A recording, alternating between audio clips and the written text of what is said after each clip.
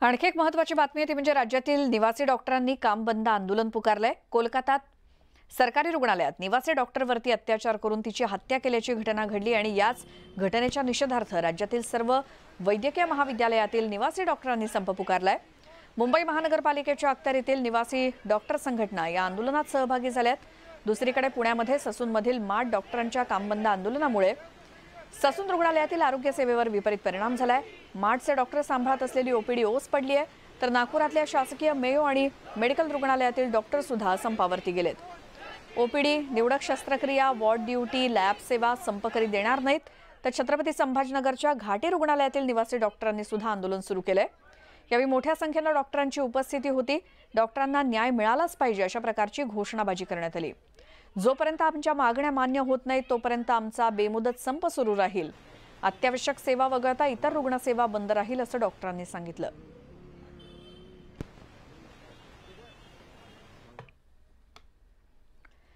तर पुण्यामध्ये ससून रुग्णालयातल्या माठच्या डॉक्टरांनी काम बंद आंदोलन पुकारलंय। यामुळे रुग्णालयातल्या आरोग्य सेवेवरती विपरीत परिणाम झालाय।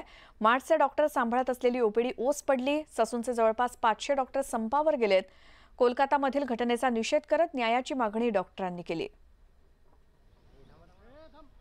पहिली मागणी आमची अशी आहे की या कृत्याची सीबीआय चौकशी व्हावी आणि याचं एक ओपन आणि ट्रान्सपरंट इन्व्हेस्टिगेशन व्हावं।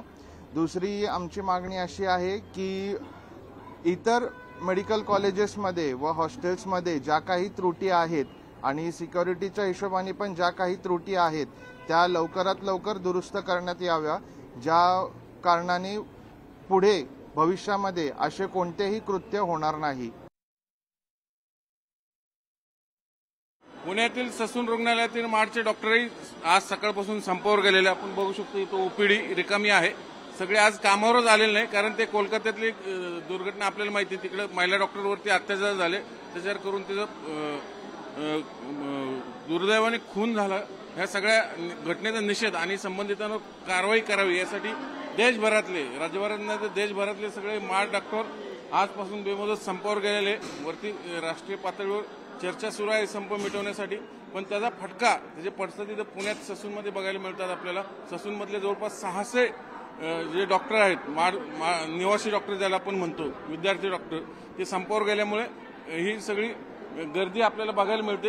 एक इमर्जन्सी सेवा म्हणून ही सगळी आपल्याला जे नर्सेस आहेत किंवा जे ससूनमधले जे कर्मचारी डॉक्टर आहेत, म्हणजे एम्प्लॉई आहेत, ते सेवा देत आहेत, पण ससूनच्या सेवेवर, आरोग्य सेवेवर निश्चितच आपल्याला फरक पडायला मिळतोय।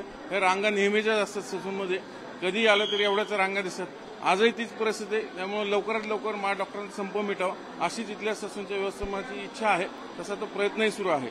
व्हिडिओ जर्नलिस्ट गणेश कदमसह चंद्रकांत पुंदे, न्यूज 18 लोकमत, पुणे। छत्रपती संभाजीनगरच्या घाटी रुग्णालयातील निवासी डॉक्टरांनी आंदोलन सुरू केले। यावेळी मोठ्या संख्येने डॉक्टरांची उपस्थिती होती। कोलकातातील घटनेचा निषेध करत यापुढे असे अत्याचार खपवून घेतले जाणार नाहीत असा इशारा त्यांनी दिलाय। डॉक्टरांना न्याय मिळालाच पाहिजे अशा प्रकारची घोषणाबाजी यावेळी करण्यात आली। जोपर्यंत आमच्या मागण्या मान्य होत नाही तोपर्यंत बेमुदत संप सुरूच राहील। अत्यावश्यक सेवा वगळता इतर सर्व रुग्णसेवा बंद राहील असं डॉक्टरांनी सांगितलं।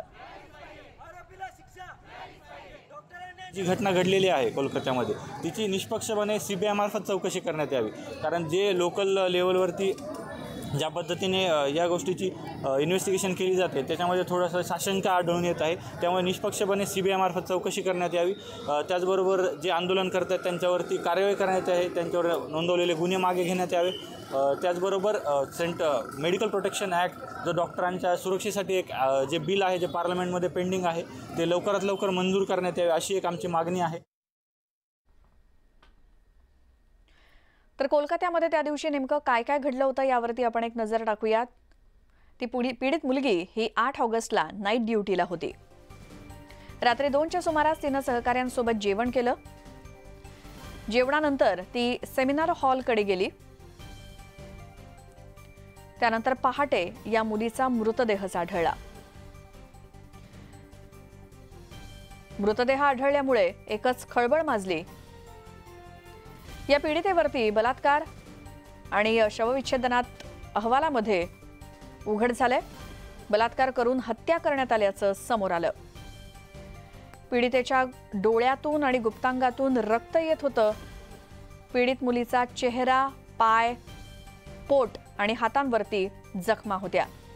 पीडितेच्या मानेचं हाड देखील मोडलेलं होतं.